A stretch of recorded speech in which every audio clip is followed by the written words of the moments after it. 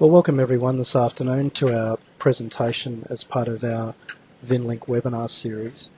My name's Tony Lane, and I'll tell you a little bit more about me in a moment. But today you've logged into a webinar on maintaining value in disputes, and hopefully I'll be able to demonstrate for you the other side of insolvency expertise. Before we do hook into the detail, it's important that I give you this disclaimer that the information contained in today's presentation is intended for general use and guidance only. None of the information presented should be considered as formal advice, and any imputation in that regard is specifically rejected. The foundations and incidents of insolvency are related topics are varied and unique to each individual situation. No one can guarantee that the information presented herein will be applicable to any particular circumstances, or that the results described and discussed today can be replicated in any subsequent matters. Whilst all due care and attention has been taken in the preparation of this material, insolvency is an active field of legal development, both legislative and court-driven. All participants are encouraged to seek formal advice in relation to specific needs. So, today you're listening to me, no webcam, which spares you the ignominy of having to watch my ugly head for a little while. I'm a registered liquidator, and I'm a director in the Vincents Insolvency and Reconstruction team, one of 6 insolvency directors around our country. I have 25 years experience in the industry. I specialise in that list of things you can see there: liquidation, administration, receivership, bankruptcy, statutory trusteeships, Part 10 debt agreements, and financial consulting and turnaround solutions, which is a little bit about what we're on about today. I live and work in Canberra, and proud to do so. I've obtained my tertiary qualifications from the ANU and postgrad from the University of New England. I've worked in insolvency for the past 15 years, and prior to that worked for Her Majesty's Government as an investigator with the ATO. And currently lecture in advanced insolvency law as part of the ANU's Masters in Legal Practice program. So those of you who have done a GDLP and may want to convert that to an MLP, I can highly recommend the ANU program. So, on to today. In our time together, we want to talk a little bit about the framework of a dispute, which I call being on the horns of a dilemma, about the whys and wherefores of early stage intervention, passing what I call the duck test, the famous duck test, why I think it's a good idea to engage with the family court where it's appropriate to do so, and how we might do that, dealing with disputed estate matters, and by estates I don't necessarily mean bankrupt estates unless they're a deceased or bankrupt deceased estate. I do mean wills and estates space. So for those of you who have an interest in or practice in wills and estates law, this might be relevant for you. And lastly, but by no means least, we'll have a look at some alternatives to traditional insolvency approaches to commercial disputes and some of the risks and benefits there. So let's look at the start of our journey, which is the horns of a dilemma. Hopefully none of you are sitting on something as pointy as that. But let's frame the issues of a dispute. As you all know, in any dispute, financial or otherwise, matters can and most often do escalate rapidly. And with apologies to the famous character Lazarus Long and David Heinlein, the author of the book in which he appeared, all cats are not grey after midnight. There's endless variety, and there's endless variety in the disputes that you come across. Even though the factual circumstances may be very similar, there are nuanced variances in disputes which make each set of solutions unique. Financial matters are often the cause and to be blamed for the start or the maintenance of a dispute, but unfortunately, at least in my experience, they're the last part of the dispute to actually be resolved. Bad news for you multitaskers out there, or those who claim to be multitaskers: you can only do one thing at once. If you disagree with me, then I've got some authors you can read and listen to about that. But what I'm trying to have you focus on there is that sometimes there is a need for external intervention. And those of you who are pretty good at what you do, sometimes it benefits you, certainly in your client's eyes, to give up a little bit of that control and that ground to say that perhaps there's somebody better at this than me. And you also need to think about what's the appropriate tool to use and in what circumstances. Bronte, apparently you can't see anything. If you try logging out and logging back in again, you should be able to pick that up. If you can't, once you've done that, send me an email and I'll get one of our technical people on to help you. So, weathering the financial storm. With any dispute, the success of the outcome and the stickability of the outcome that you seek will rely on a mix of factors. Clearly, there's something to be gained from depersonalising the issues. Emotions rarely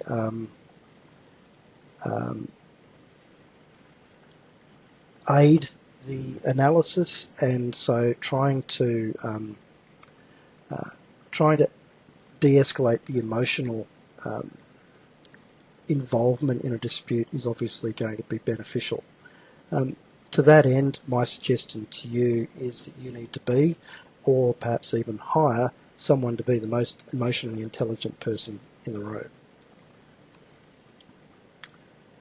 Sometimes maintaining your independence, for those of you who are not practitioners in law but maybe accountants advising clients, sometimes being independent from the dispute is the strongest position you can adopt.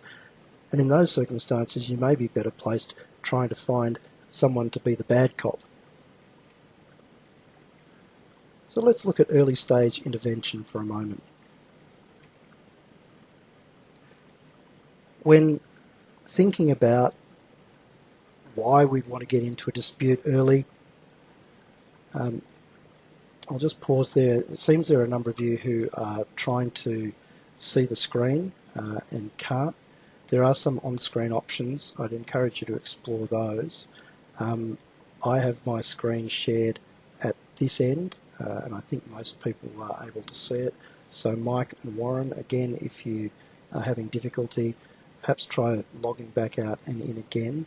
And if that's not working for you, again, send me an email. I'll flick that on to our technical people and they should be able to help. So, in looking at the character of a dispute, I'd encourage you to identify particular inflection points. Are there signs of disengagement? And if so, what are they? Are you getting contact from your client or the other side? And if so, what's the level of responsiveness? How's the emotional state of the parties? Is it highly variable or is it pretty stable? Can they deal with the technical issues, or are they having some difficulty in coming to terms with just the level of emotion that's attached to the particular dispute? Some people are very quick to hasten toward the finish. Particularly in family law matters, we often experience one or other party saying, look, just give the other side what they want. I just want out of this. Largely because they're finding dealing with the emotional side a bit confronting. But in hastening too quickly towards the finish line, often there's ground given up that need not necessarily be given up, and particularly in a financial sense. It doesn't necessarily lead to fair and balanced outcomes. Many people involved in disputes are feeling isolated or unheard and simply want their emotional issues to have that airtime. And once they do get that airtime, are far better equipped to approach the technical elements of the dispute and move towards the resolution. And clearly, again, if there's no input, it makes it very difficult to move towards a resolution. I would encourage you to have a varied stable of solutions at your disposal. I and our firm are clearly not the solution for every particular matter, although we do like to think that we're a solution for most of the types of matters we'll speak about today. But it is always a horses for courses exercise, so you need to pick your horse to suit your course. So, in my view, why is early stage intervention focus important? Well, from a practitioner point of view, I believe it demonstrates confidence and competence to a client. If you're able to identify and analyse a problem before it becomes much bigger, or even before it becomes a problem, then that demonstrates a degree of competence and skill, and it also reposes some confidence in your client that you know what you're doing. There are many stories of accountants, and to that limited extent lawyers, who go back to their client base only once a year when it's tax time. And by that stage, some issues are well advanced, and many of the options that could have been deployed once upon a time are no longer available. Clearly, early stage intervention increases the variety and the effectiveness of options. And time, and we'll speak about time in a moment, is critical. The earlier we can get to a dispute, the more chance we have of workshopping different solutions. Sometimes it's an iterative process we need to try before we hit upon the one that's going to have a lasting impact. Early stage intervention also increases the likelihood of client buy-in. It makes it their idea. If you can sell an idea to a client, or if you, as the client, can appreciate what's being explained to you by your advisors and understand why in those circumstances it might be the best option, it gives you the best opportunity to take ownership of it and implement the outcomes. But my particular focus, and I think why early stage is important, is it creates both time and space. Time gives the parties the opportunity to amass information, to process and analyse it, and work through alternatives, to brainstorm ideas. And space, where there are other issues that need dealing with as well as financial issues, it gives parties room to deal with the other aspects of the dispute or issue whilst perhaps things work away in the background. So, we understand why we might need to look at an early stage intervention, but how do you identify the issue to start with?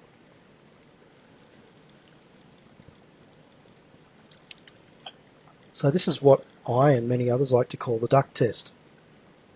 Those of you who have come across this will be very familiar.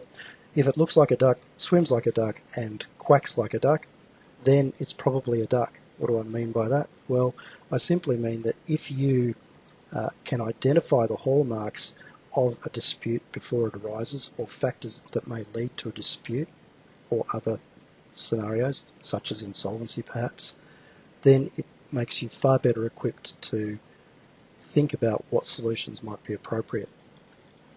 So I encourage you all to get good at knowing a duck when you see it, and not the variety that some like to eat and others like to shoot.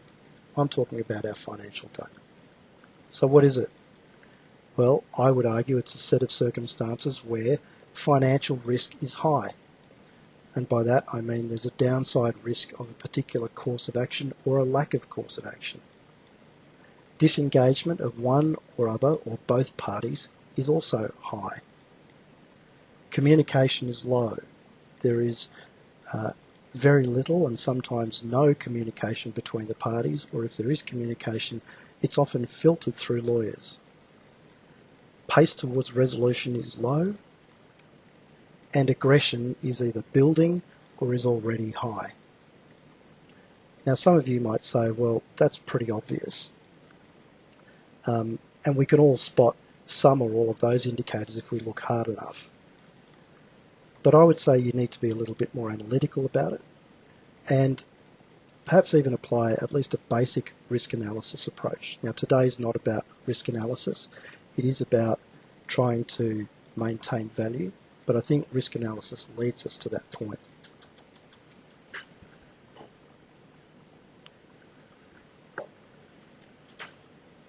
So how? Well, there's a question about... Unfortunately, people aren't receiving your screen and they can't see some of the slides. Okay, so apparently there's some of you who can't see the screen that I'm sharing, although others can, and some of the slides aren't coming through. I do apologise for that. It's not a problem across the board. It is something that we're working on in the background to try and resolve. So those of you who are experiencing difficulties, hang in there, and the slides will be available through our website afterwards. And if you can't get them through there, just email me and I'll be able to shoot them through. So back onto our risk analysis, the how. What's the likelihood of a particular outcome occurring, and if it does occur, what's its consequence? It's always a good idea to write them down so that you have an idea of what those risks are. Be objective. Sometimes your proximity to a particular dispute or issue may lead you to underestimate the level of risk. So it's always good to step back from the problem and be objective when you're analysing risk. And always remember, what gets measured gets managed. So if you're not going to measure the level of risk associated with a particular issue or dispute, then it makes it very difficult to manage it. Those of you who know me and work with me in professional practice will know I like to use a lot of anecdotes in the way I deliver my information. And so I liken this and dispute management a bit like the old choose your own adventure novels. Now, I'm in my 40s, and so those of you of my vintage will probably remember them. And you get to the end of a page and you could choose which way you want it to go. So at every point in the management of a dispute, you're looking at managing risk and you're choosing your outcome. What's next in the process? Well, there's some useful questions I think you should be asking. What are the value drivers? What's driving the imperatives of each of the parties here? And how high is the downside risk of each alternative? What's the risk of action versus inaction? Sometimes it's better not to do something for a particular period of time than to leap into a particular resolution.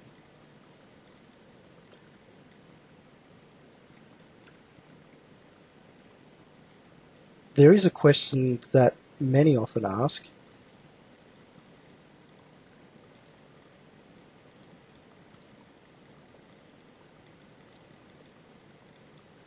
Sorry, I think I had my screen on pause there for a while, so I think most of you should be able to see it now.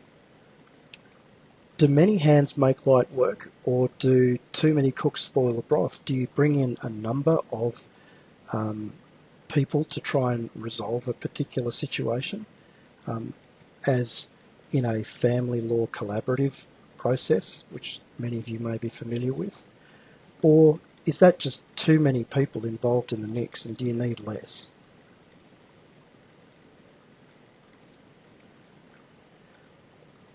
Or is it a case of just too many leaders and not enough doers, too many chiefs and not enough Indians?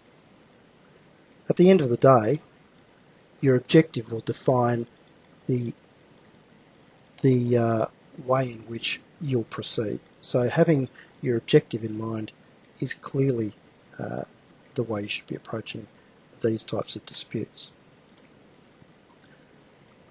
And it's from that objective, the end objective, that I like to try and devise solutions for particular problems.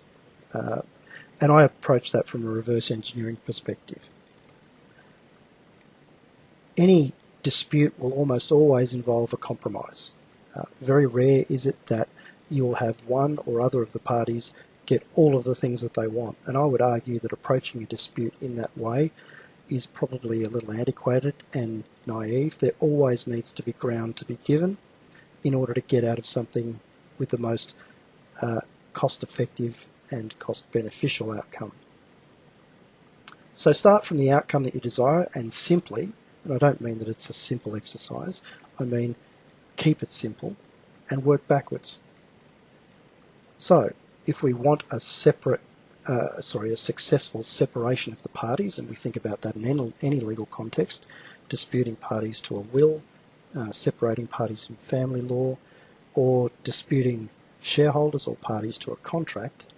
They want a separation of their rights, and they want to be able to go on their own way and do what it is that they want to do. So we need to produce a financial outcome that the parties can emotionally and financially live with. And I put emotionally in there for a very good reason, in that sometimes it's a bitter pill to swallow, but swallow it we must, and getting to a position where you're comfortable with the outcome, although maybe it's not all of the things that you wanted, it's most, then that's as good an outcome as you're likely to get without spending a lot of time and effort to try and eke out the margin. From there we go backwards a step, which means we need to understand the emotional attachment that each party has to the range of outcomes that are available. Some will particularly dislike one outcome over another. Some will particularly like one outcome over another. And where's the line in the sand? We need to understand what each party wants and needs from a successful outcome. What does success look like to each of the parties? And is there some common ground? Before that, we need to know who to turn to that can deliver the best options. Is it a court? Is this litigation? Is this, in family law, a collaborative matter? Do we need to collaborate and avoid court altogether? Is there some alternative dispute resolution mechanism we can bring to bear? Or is this something which requires a particular consultant or specific engagement, such as an insolvency process, to bring about the best outcome? We need to understand what the options are in the circumstances. So before we need to know who, we need to know what. And before we can identify the what, we need to know the framework of the problem, which is where we started today's conversation. So I have some challenges for you as you go away from today, and we're not yet finished, but let's put them out there now anyway. Assisting your clients is, as the picture shows, often a very rocky road. So I encourage you to go the extra mile. If you don't contact your client base more than once or twice a year, perhaps look at contacting them quarterly. Get active and get into your client base. Find out whether there's something more that you can be doing to assist and improve their businesses, and that's for you accountants out there. Be solutions focused. Obviously your clients don't benefit from you engaging with them in the emotional aspects of the matter. You need to be focused on the solutions, and sometimes you've got to drag them with you. Be a good observer, both visually and orally, so an active listener, and observe the unspoken. Sometimes what people are saying is not reflected by the actual words that come out of their mouth, so listen through rather than to what they're saying, and underneath that you'll divine the message. And always having your head an exit strategy. Where is our way out of this, and can we get there early as opposed to late? So I want to take you through some specific examples, and I suspect this is what you've been waiting for. I've gone through the theoretical aspect, so we'll start with the family court. And I'll preface this by saying that in my experience, there's a lot of uncertainty that comes along with the family court. People who don't practice in the family court often perhaps tend to shy away from it because of perhaps, if I can say this without reflecting unfairly on the court or the bench, the shapelessness of decision making and the fact that it is quite fluid and quite variable, and that presents some of us who work in a commercial context with some challenges. So I'm going to look at 3 examples in the family law context, and I'll take you through these reasonably quickly because I'm mindful of our time. The first one is keeping it together. The separating couple were directors of a company I'll call Famco, and they operated a manufacturing business. Communication between them had disintegrated, and strategies that had been deployed by their relevant lawyers had failed. Those lawyers seemed powerless to improve the situation, and they were almost at a standstill. There were allegations of value being deliberately eroded by the parties as against the other, and that was not helping the day-to-day operations in which both of the separating couple were still participating. And it came as no surprise that both parties thought they could operate the business independently of the other. Well, haven't we all heard that? We were brought in after almost 10 months of those parties, lawyer and lawyer, client and client, battling against each other. So how did we deploy a solution? We were engaged by both family lawyers, and we were engaged informally. It was a collaborative matter, although the facts might not paint it as being one ideally suited for collaboration. It was nonetheless a collaborative matter. I started off by taking each party separately and trying to identify what their wants were and what they needed from an outcome, and whether those things married up. Through that process, we were able to restore trust in the communication between them, perhaps not necessarily immediately via the lawyers, but using me and our staff as a conduit. We were able to restore some trust in the communication process, and gradually that filtered back through the entire matter. We were able to negotiate between the parties in a commercial context a deed of settlement and release at the shareholder level that provided for a fixed and ongoing income, so fixed in quantum and ongoing income for the departing spouse, who happened to be the wife. So she agreed to leave the business operations, but was paid a wage until such time as she found other gainful employment. The value of the business was fixed, locked in at a particular period of time. There was a de-risking for the departing spouse. Clearly she was able to have herself removed from credit agreements where she'd provided personal guarantees, and all of this was taken into account in the ultimate property settlement. And the remaining spouse, who remained or obtained full control of the business, then had freedom of operation, and to the extent he may have been sitting on his hands as far as operating the business was going previously, he was now reinvigorated and encouraged to move forward.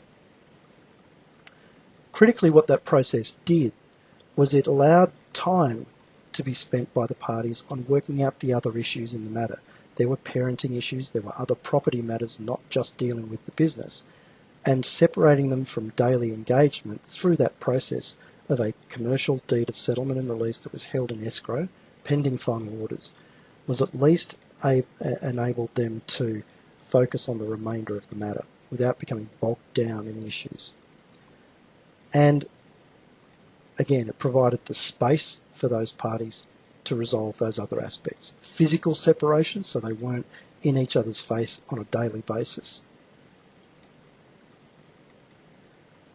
So the second matter we'll look at is one where I'd like to call it unlocking the value. Now this is another matter where we were engaged by one of the family lawyers, and originally it was proposed that would be a forensic accounting engagement. It quickly became apparent that there was more to it than that, and orders were sought and obtained through the family court, appointing a provisional liquidator to the relevant company, of which the husband and wife were directors, and we were engaged by the wife's solicitors. As I mentioned, it was a quasi-forensic engagement. There were allegations of historical asset stripping, favouritism of particular family members, and somewhat astonishingly, deliberately vague accounting, and not just within the company, but also by the third-party accountants that the company had hired and maintained for some many years. This was a country matter, and the accountants were country accountants, long-standing reputation within that particular community, and it was somewhat surprising, the allegations that started to emerge.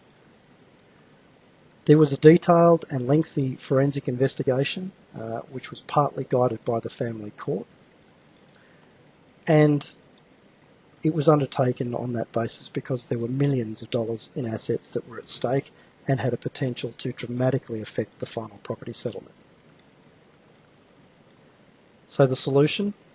Well, the investigation did reveal that there was misconduct by the husband in dealing with the company's assets and in realising certain company assets and diverting the proceeds away from the company. Those breaches would have ordinarily sounded in the sections 180 through 183 of the Corporations Act. However, we were looking at matters that were somewhat aged and had sort of more than 10 years expire between when they were allegedly committed and the date of our investigation. So we were outside the 6-year limitation period. The liquidators were joined as a party to the proceedings on our own application, and that was before the family court. And the liquidators were successful as a party then to the proceedings in applying for and obtaining orders under Section 79 of the Family Law Act. That gave analogous effect to the provisions of Sections 180 and 181 of the Corporations Act, which, for those of you unfamiliar, are the duty to act with care and diligence and the duty of a director to act in good faith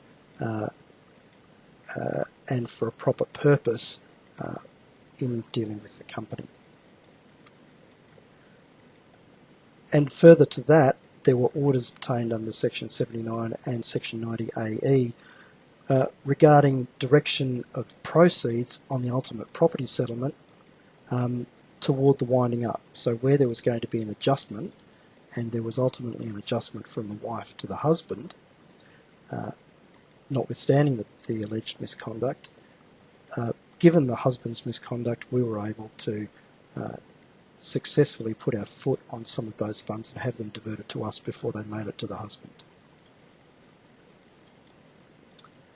So the last of the family law examples I'll call too clever by half. The two separating parties, husband and wife, had two companies. One of them was an owner, a landlord, I'll call them OwnCo, and the other one was the tenant, TenCo, of the one commercial property. And it was the wife's business that was the owner and the husband's business that was the tenant. Perhaps as a result of the family law proceedings, and whether it was strategic or not, we'll never know, but the wife placed OwnCo into voluntary administration on suspicion of future insolvency, so it wasn't on the basis that the company was currently insolvent, but it was expected that it would be. There's always issues around the appointment of administrators in those sort of circumstances. ASIC and the courts are taking a much closer look at them these days, but this matter happened some time ago. The husband was a shareholder of OwnCo, but a minority shareholder, and was the sole director and shareholder of TenCo. The husband found himself very promptly shut out of dealings with the voluntary administrator on OwnCo, and the wife proposed what was, in all respects, an absurd deed of company arrangement. Now, a deed of company arrangement, for those of you unfamiliar, is simply a deal whereby the creditors of a company that is in administration would or are offered a better result than a liquidation would provide. So it's just a deal. And the deal being proposed by the wife saw the rights of the tenant company completely stripped away, the lease terminated with no redress, and creditors provided a paltry return on their claims. So the family lawyer for the husband sought our assistance. In deploying a solution, we utilised the fact that the family court has inherent jurisdiction in the Corporations Act. It's a capital C court, and whilst there's probably some learning from time to time that needs to happen by the bench in what they can and can't do, and ultimately that's a matter for submissions, but it is the case that the family court does and will make orders in relation to Corporations Act matters, whether specifically under the Corporations Act or through a veil under the Family Law Act. So we worked with the husband as a consultant to develop an alternative deed of company arrangement proposal, which in our view was fair and balanced.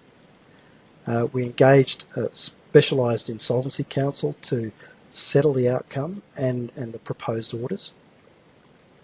And then on the husband's application, the wife was ordered under the Family Law Act to execute the deed of company arrangement proposal submitted by the husband, so to endorse it as director of OwnCo and submit it to the administrators. And then the administrators as third parties were similarly ordered to consider, evaluate and submit that deed of company arrangement proposal to creditors, which they dutifully did. Creditors voted in favour of the proposal.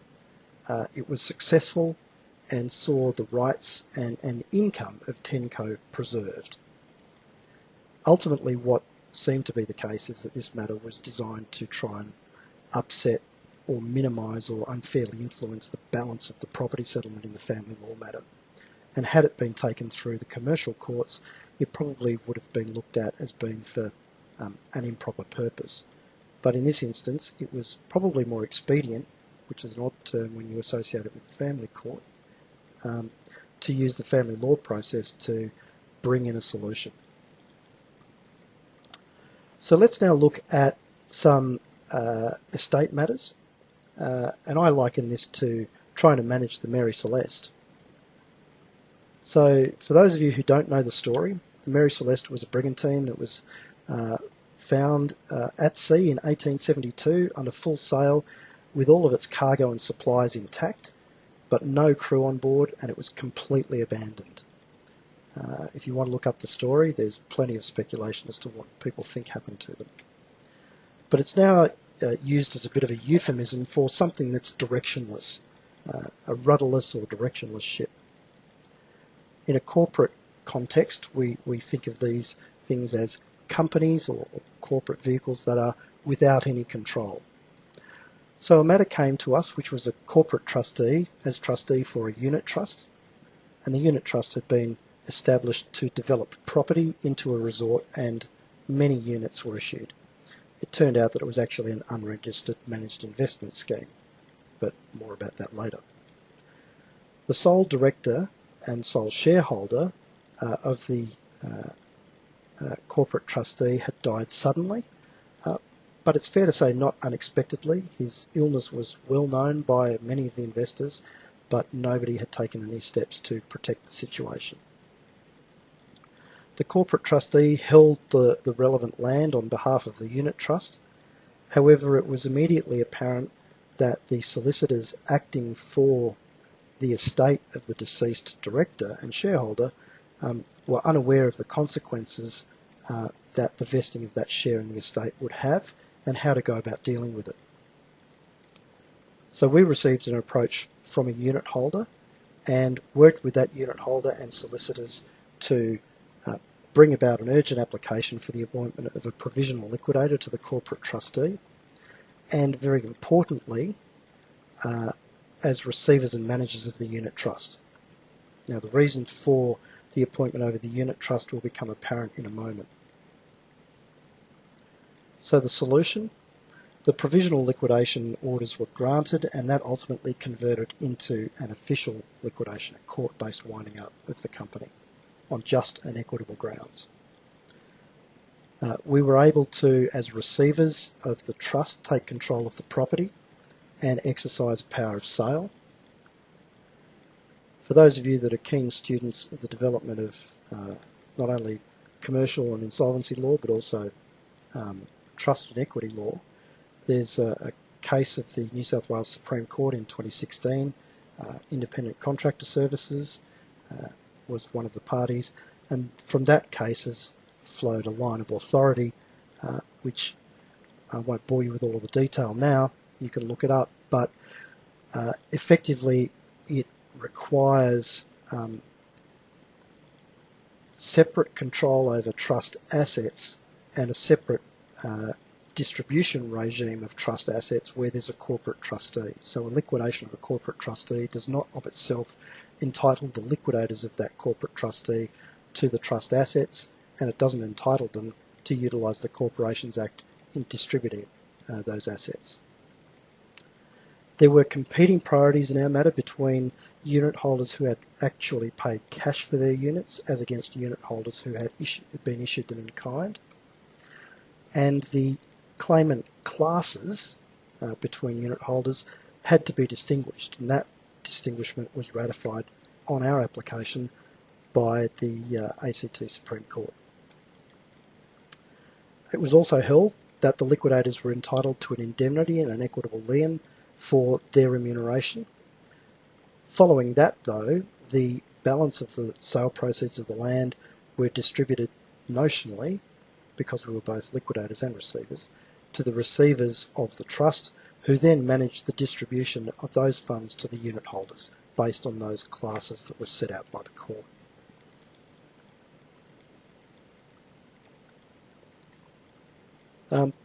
The second estate matter, the Mary Celeste 2, involves some disputed wills. So there was a matter where there was a 15-year-old will that had been executed well before the time at which the deceased reached a terminal illness point, and then there was a deathbed will. And unsurprisingly, the beneficiaries of each of those wills were different, and after the death of the party who'd made those wills, there was a dispute between the beneficiaries as to which will ought to prevail. It was a fairly wealthy estate. It included real property and a trading company for which there was no living director or shareholder. So again, we had the Mary Celeste, we had a company out there engaging with the real world and nobody at the helm. It had real live staff, it had real live contracts, it had issues, it had risks, all of the things that we would expect to see in a trading entity, just nobody at the helm. Thankfully, however, in this matter there was no associated trust and therefore no intervention of equity. We were approached by the family lawyers for one of the parties to the 15-year-old will for assistance, and that assistance was given by way of an appointment through the ACT Supreme Court and ultimately by consent between the parties as administrator and receiver, so administrator of the trading business and receiver of the property under Section 23 of the ACT Administration and Probate Act.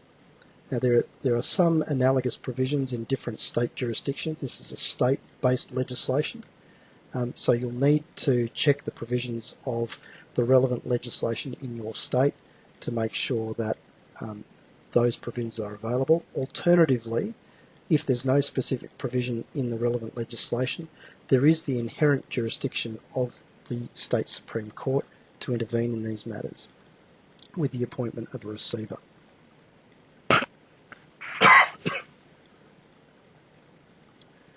So the solution in that matter involved the trading on of the business in a protect and preserve role to maintain value whilst the dispute between the parties worked its way through. So we had no power of sale over either the company or the real property. We did have management rights for the company, so we could buy and sell goods and services. We could hire and fire staff, and we did.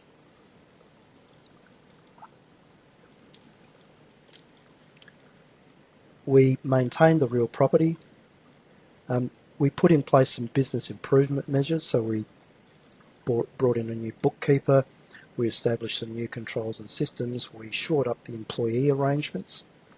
We provided regular reportings to the lawyers on both sides so that they could understand where we were up to.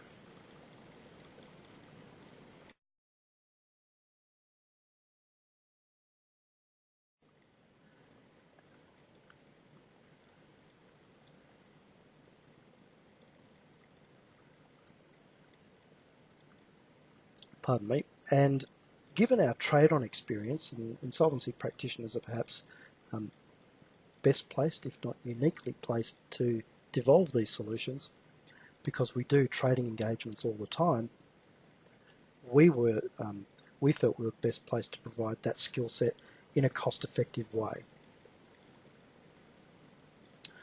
So that matter ultimately was resolved, not at the end of our engagement. It took some time afterwards, but there were elements of that dispute which were resolved by our involvement and meant the parties could then focus on their next steps. So in the last 10 minutes or so, I'd like to look at some commercial matters. And this really involves once you're in a commercial dispute, how do you get out? And again, the importance of early stage intervention. There are early stage solutions, as I've said, that can be deployed that are effective in reconstructing and reshaping ailing businesses. However, it depends on you as the advisor. So for those of you that are in those client situations, it also depends on you. But as accountants and lawyers, you hold the whip hand. There needs to be trust between your client and you. If they trust your advice, they're more likely to follow it. You need to be able to recognise that duck and intervene early. And you need to have the confidence to make that call, to bring in an expert or to consult on particular issues that might be outside of your skill set. If you're wrong and you don't need them, then so what? You've invested a little bit of time. It probably hasn't cost you anything because most people in my position aren't going to charge for that upfront advice. But if you're right, so what does that mean? Have you had an influence on the outcome? Have you successfully impacted and added value to your client's business, to your client's life? Have you avoided a particular adverse outcome which, had you not acted, may have been inevitable? So let's talk about righting the ship and early stage solutions. Those of you who have been around an insolvency space will have heard of these terms. But turnaround is engaging with the business and its owners to implement strategies to improve performance and profitability. It relies heavily on sound management accounting principles and engagement of the parties and requires stakeholder buy-in. And that's not just the owners of the business, it's that next ring out from them. It often involves financiers and a suite of advisors, accountants, lawyers, and, goes without saying, insolvency and turnaround practitioners.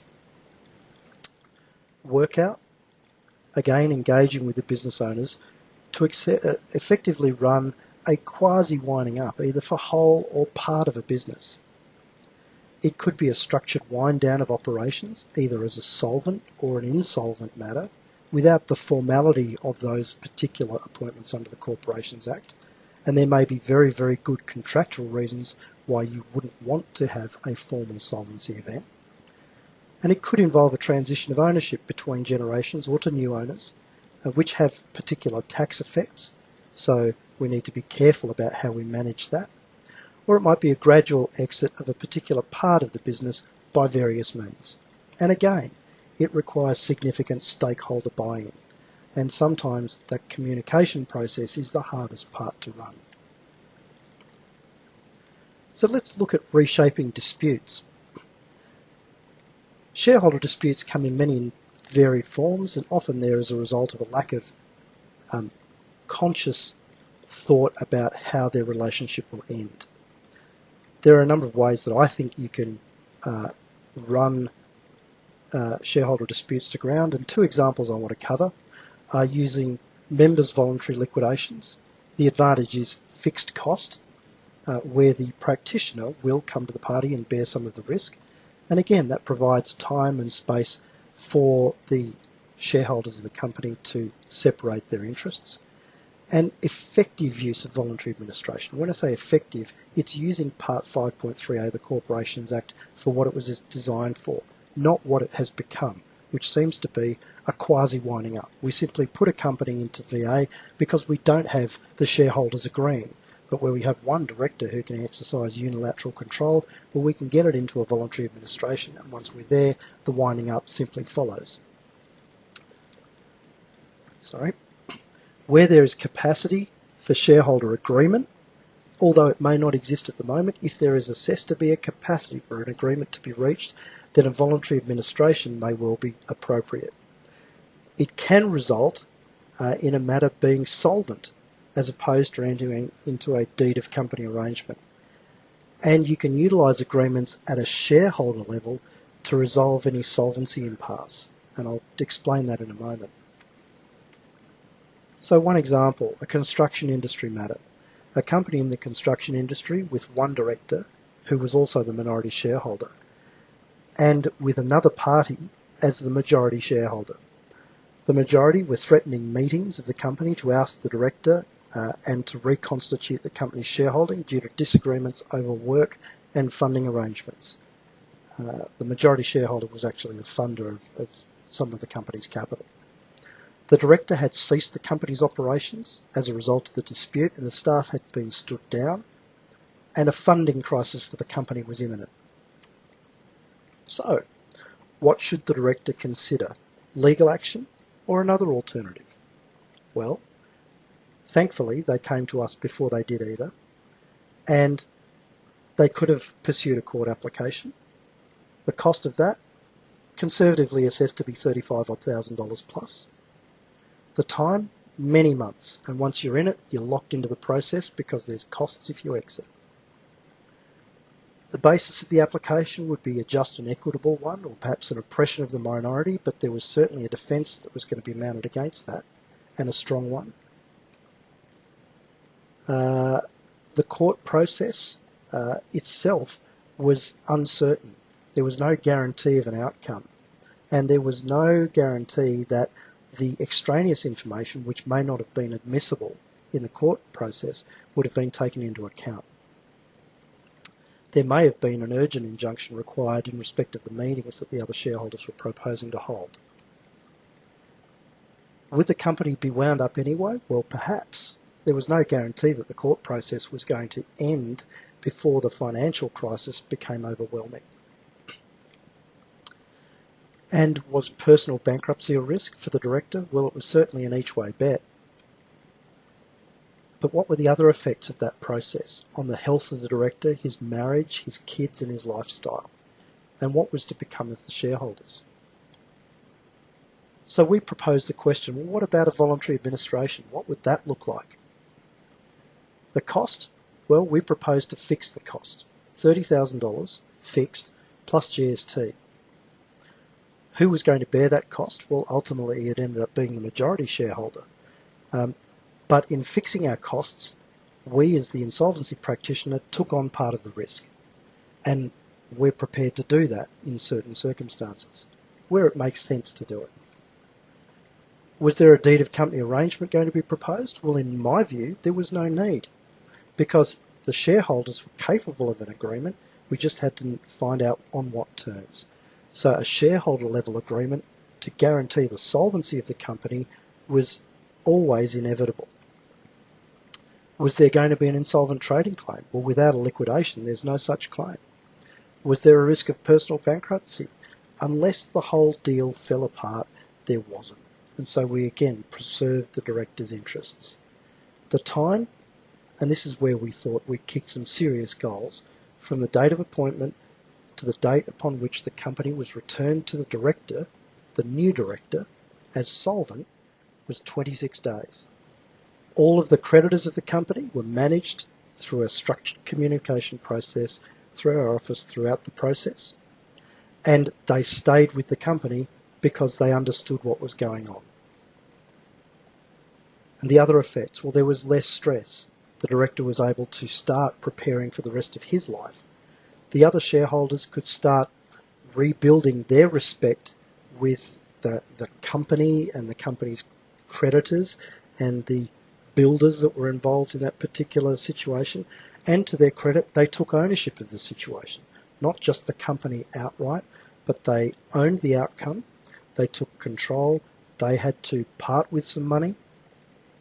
And yes, there was a sharing of the pain. but the pain was greatly reduced. And so I say that's what an effective use of a voluntary administration is.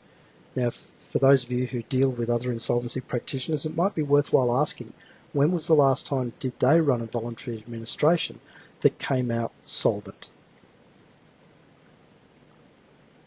So the next example, a business services business. A client in the business services industry, a two-director company, where they had fallen out of love with each other. They had certainly decided they didn't want to work together anymore. There were directors' loans from the company to the directors, so they had borrowed from the company, and there was a differential between those loans. And one of the directors, the one with the lower loan value, was agitating a top-up from the other. So, contribution, or there was going to be a lawsuit. There was, in this instance, a disparity in the quality of the advice that each party was receiving. There was one quite strong and skilled insolvency and commercial lawyer, and the other was probably not quite so skilled. And nevertheless, they were positioning for a fight, and it was going to be expensive and a knockdown, drag-out one, because there were emotional issues that were driving the situation, not just financial ones. The company had $30,000 in the bank, and guaranteed revenue that would have come in within the ensuing 12 months of about $150,000. So there was some money at play. What should they do? They had a choice. They could continue with the legal action and litigate, or we could use a members' voluntary liquidation. Now, the quantum of the company's creditors was less than the combination of the future income and the cash at bank. We were able to manage those creditor communications and expectations carefully throughout the process. We settled up urgent accounts and we kept non-urgent ones at arm's length until we could declare a dividend. We dealt with the company's assets in a responsible way so as not to trigger unnecessarily director guarantees at an early stage. We kept the parties at arm's length from each other. All the communication came in through us as a post office, and it meant that the relationship between us and the two directors was always on a good footing. Our costs again were fixed at $20,000 plus GST, which for those of you who have seen members' voluntary liquidations before might think that's an enormous amount of money to charge for a simple members' voluntary winding up, but this wasn't simple. It was fairly complex. The threats of distracting litigation were avoided, and the matter was ultimately resolved only just recently, but inside 12 months. And given that it was a members' voluntary winding up, it was tax effective from a capital gains tax point of view. So, I hope you've taken away from those examples just some of the insights that we as insolvency practitioners can bring to some non-standard scenarios. Everybody knows that we can leap in and we can do liquidation, we can do bankruptcy, and most of you will be familiar with circumstances where that's appropriate. But we hope that through today's presentation you'll understand that financial disputes comes in all manner of shapes and sizes, and it's not often the core of the matter. And remember, don't forget the duck test. It's up to you to identify those warning signs, and if you think the need is there, consult early. The success of any solution will depend on your engagement and the relationship with your client and how capable you think they are, or if you're the client, how capable you are to accept a solution which may be less than your absolute best case scenario. It also depends on the timeliness of any response that you can put in place. The costs and the outcomes will vary clearly, and no two matters are the same. Whilst we would approach matters we think in a reasonably consistent way, the facts and circumstances, as they always do, will vary and determine the outcome in each matter.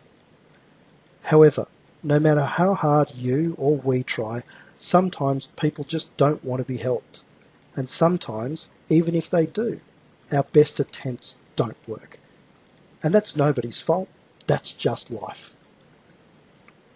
People maintain and sometimes hold a cynical view of our industry, but it's true to say that many people view it differently.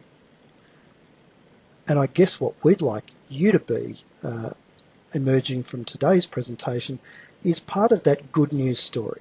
How can an insolvency practitioner, someone with that sort of experience, add value to your particular client dispute?